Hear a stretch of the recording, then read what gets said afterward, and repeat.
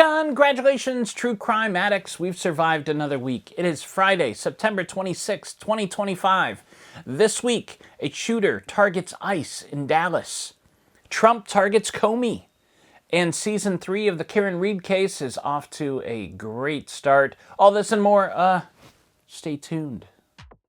Yes, super excited. We are all pumped to have James Renner. James Renner on. That James Renner has zeroed in on. James Renner once again drops a bombshell. Investigative journalist, reporter, James Renner, who's been on the podcast, longtime friend of mine.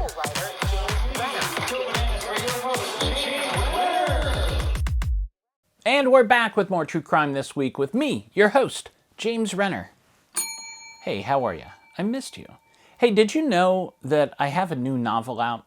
I like writing novels too. I've had a couple published. It's been a while though. The Man from Primrose Lane came out way back in 2012, and then you've got The Great Forgetting, 2015, and now my latest full-length novel, Violet Eyes, is out, and it's free. Did I tell you it's free? Out of the kindness of my heart, I am releasing it as a serialized audiobook. So it's kind of like a podcast. You go on Spotify, Apple Podcasts, wherever you get your podcast. Look up Violet Eyes by James Renner. It's a horror story. It's about a young woman who lives in a haunted house on the University of Akron. I like it a lot. It's about ghosts, but not all the ghosts are human. So if you want a spooky story for the fall season, check out Violet Eyes anywhere you get your podcast. The first 15 episodes are out. The finale will be out October 30th, the day before Halloween. So, check it out if you want. As always, I want to thank my buddy Walter for manning the camera. Walter's just back from the United Nations building with a handful of elevator screws. And I'm not going to ask too many questions about that. But nice to have you back, Walter. Let's get to the top stories. That's why you're here. I bring you the true crime news that you might have missed during the week. You don't even have to watch the news. Just come here every Friday morning. That's what I'm here for. It's a service. You're welcome. Let's jump to it, though. Another week, another mass shooting, this time in an ICE facility in Dallas. On Wednesday, 29-year-old Joshua Jahn took up position on a rooftop with an 8mm bolt-action rifle and began shooting indiscriminately at an ICE van, resulting in the death of one detainee and injuring two others, according to NPR. Joshua then died by suicide before he could be arrested. Bullets found at the scene had anti-ICE messages written on them. Authorities quickly searched his home, where they found a collection of notes that Joshua had left behind, taking credit for the attack. He made it easy for them. Yes, it was just me, one said. Another note referred to ICE employees as, quote, people showing up to collect a dirty paycheck, end quote. Joshua also wrote, quote, hopefully this will give ICE agents real terror to think there is a sniper with armor-piercing rounds on the roof, end quote. Searches of his computer revealed that Joshua had downloaded a list of DHS facilities and had searched for ballistics in the video of Charlie Kirk's assassination. Joshua had no record of violent crime, but was arrested in 2016 on marijuana charges. Vice President J.D. Vance quickly labeled Joshua as a left-wing extremist, but interviews with his family and friends by NBC contradict these claims. For one, Joshua was registered as an independent and not especially political. This is a quote from his brother. Quote, he wasn't interested in politics on either side as far as I knew, end quote. However, members of his former Boy Scout troop said Joshua was empathetic to the plight of migrants in Texas. Quote, he was just upset about how people were not understanding other people's desperation to get out of bad situations and how immigration was being handled as a whole, end quote. Once again, the real issue has been drowned out by political infighting. Man, there's a lot of hate online right now. The real reason we have so many mass shootings in the United States is because we have such easy access to so many guns. The Boy Scouts, now known as Scouting America, and I've written at length about the Boy Scouts. My last book was called Scout Camp, and it tells you everything you wanted to know and didn't want to know. Anyways, the Boy Scouts, it's actually headquartered not far from where the shooting happened. And most of these camps, these summer camps that Boy Scouts go to, have gun ranges where they train boys as young as 11 on how to use them. Do you know how insane that sounds to anybody outside of the United States, and how grossly irresponsible it is? So goes on today. We train these boys to shoot, and then we act surprised when they do. In related news, ICE agents in Massachusetts this week used a 5-year-old autistic girl as bait in an attempt to arrest her father until local police intervened. Next story here. Last Saturday, President Trump posted what appeared to be a direct message to Attorney General Pam Bondi, in which he wrote, quote, "We can't delay any longer. Justice must be served now." End quote. He asked her to seek criminal indictments against his personal enemies, such as James Comey, Adam Schiff, and Letitia James. In any rational world, any president publicly pressuring an attorney general to indict his enemies would result in an impeachment at least. This is far worse than Watergate. It literally is. And he's so public about it. Anyways, we live in a bizarro world at the moment, and it's just another Saturday in crazy town. So yesterday, Trump's Justice Department gave him what he wanted and indicted former FBI Director James Comey on charges of making a false statement and obstruction. If convicted, Comey faces up to 5 years in prison. It's a sad end to what once appeared to be a political ally. In fact, it could be argued that Comey handed Trump the White House when he announced he was investigating Hillary Clinton shortly before the 2016 election. Remember that? But later, when Comey was called into President Trump's office and asked to declare his loyalty for our dear leader, Comey refused to bend the knee. And after he left the FBI, Comey penned a tell-all book in which he wrote, quote, "The president is unethical and untethered to truth and institutional values. His leadership is transactional, ego-driven, and about personal loyalty," end quote. This indictment was made possible only after Trump removed U.S. Attorney Eric Seibert and replaced him with his former personal defense attorney and winner of the 2010 Miss Colorado beauty pageant, I'm not making that up, Lindsay Halligan. Earlier this week, federal prosecutors informed Halligan that they could not establish probable cause to charge Comey. According to ABC News, she sought the indictment anyway and got what her boss wanted. This marks the worst performance of a teenage beauty pageant contestant since Caitlin Upton tried to answer a geography question. On Monday, 29-year-old Varun Suresh was charged with murder in yet another instance of vigilante justice that seems eerily similar to Chris Hansen's To Catch a Predator TV series. Hansen became famous for his TV series in which he surprised men on camera after they attempted to hook up with underage girls. These public sting operations became must-see TV until the series ended, when one of the men died by suicide. Since then, Hansen has been busy bouncing checks and dodging courtroom appearances for larceny. Yeah, in case you didn't know, Hansen's kind of a jerk. But his work has inspired a new rash of copycats seeking fame on social media for chasing down sex offenders. Suddenly, it's become a very cool thing to do to attack these men before police can intervene. Recently, these vigilantes have gotten in trouble themselves for assaulting men that they trap.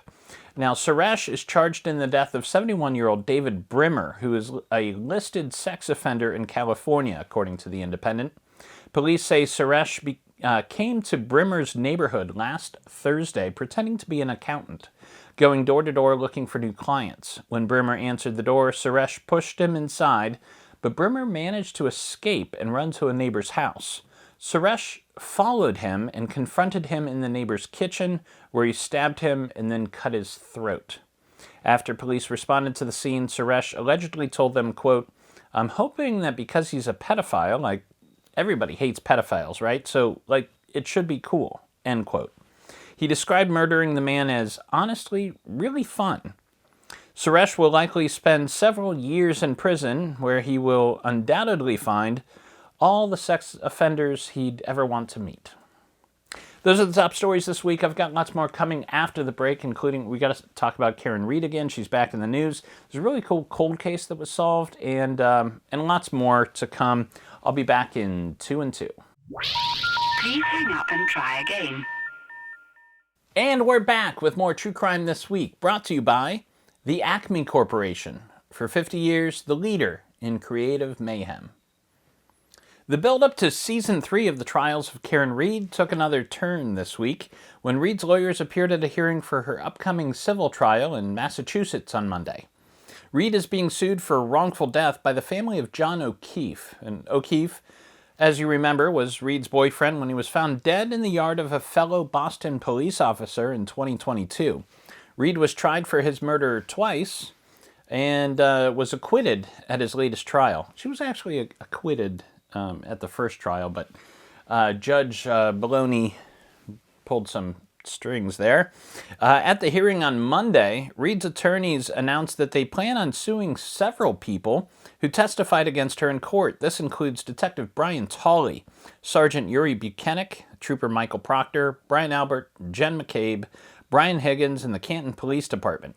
Essentially everybody involved in the investigation of O'Keefe's death, according to NBC 10.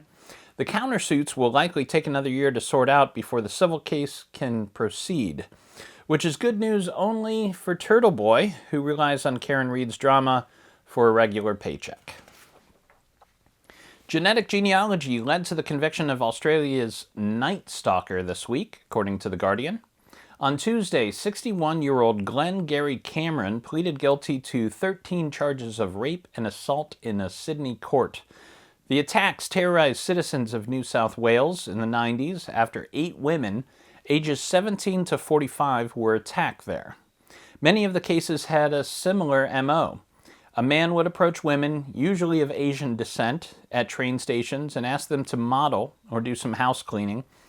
Then he would take them to a nearby park where he would threaten them with a knife and assault them. In July 2022, a new strike force formed, and they were able to link 4 of the unsolved cases to a single DNA profile. Genetic genealogists then traced the profile to Cameron's daughter. In January of 2024, police tracked Cameron through an airport and collected a fork and glass that he had used at a restaurant in order to obtain his DNA. That DNA matched the rapist they were hunting. Cameron pleaded guilty to the 13 charges and will be sentenced in October. Travis Decker, the man accused of murdering his 3 daughters at a campground in Washington state last June, is dead, CNN reported yesterday. Human remains were discovered by a drone in the Cascades Mountains last week. A sheriff deputy rappelled from a helicopter to collect the remains. Nice work, man. DNA tests have confirmed the remains belong to Decker. No motive for the murders is known at this time.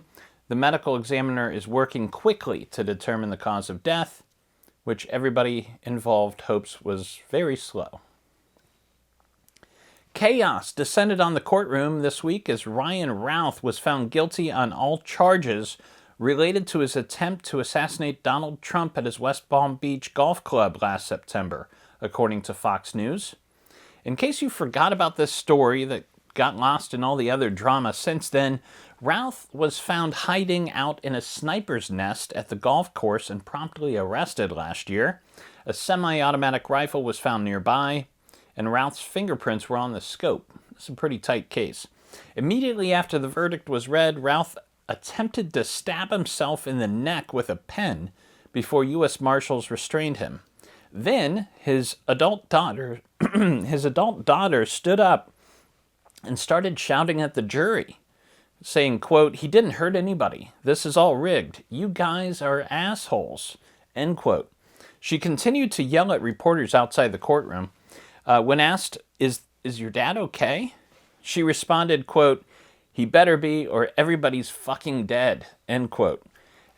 You know, I was trying to figure out what that reminded me of, and it finally hit me.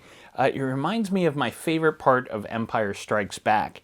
You know that scene I'm talking about where Luke is missing and they're about to shut the blast doors because there's about to be this blizzard on the ice planet Hoth, and Han Solo gets his tauntaun and one decent soldier comes up to him and warns him that he'll freeze to death if he goes out looking for his friend, and Jahn snaps at him.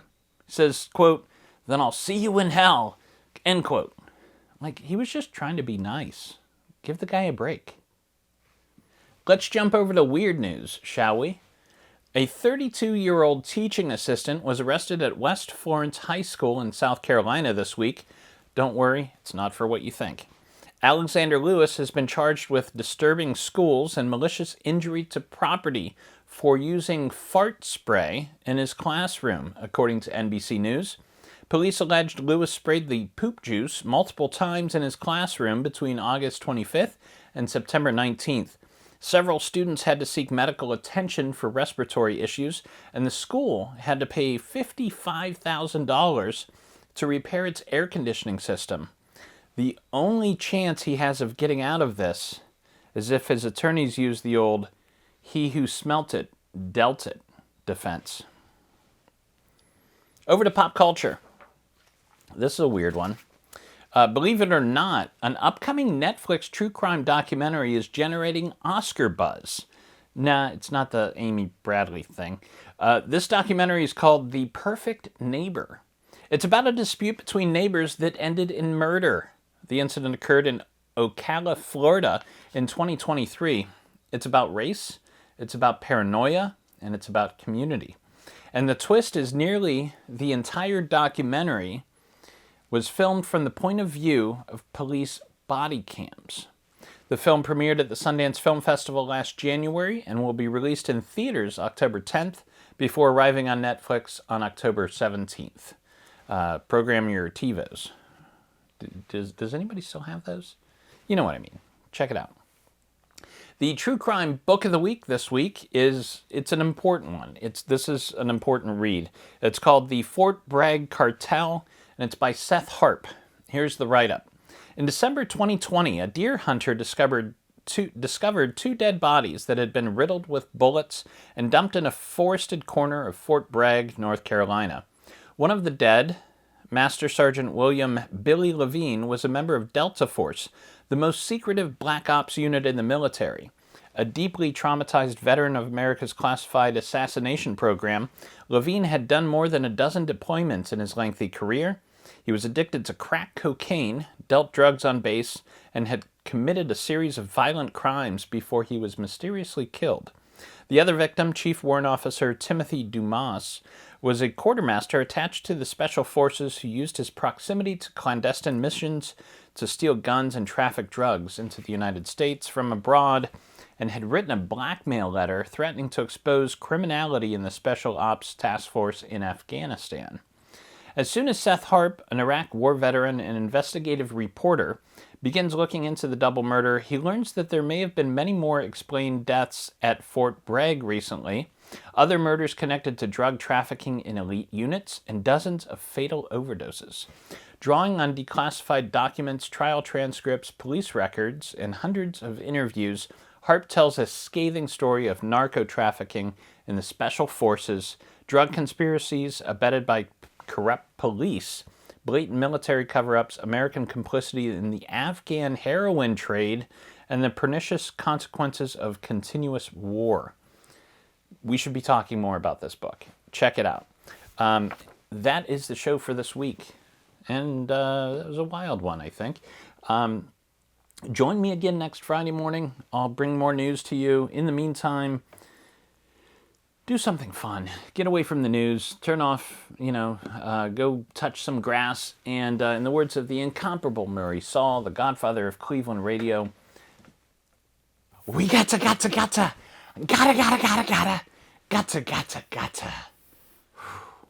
Get down, damn it. True Crime This Week is a Fearful Symmetry production. Photo and artwork are licensed through Shutterstock. If you like the cut of my jib, I have another podcast you might enjoy called The Philosophy of Crime, in which I attempt to solve the big questions behind our true crime obsession by looking to philosophy for answers. Thank you for listening. I'll see you next week. Sit, Brownie, sit. Good dog.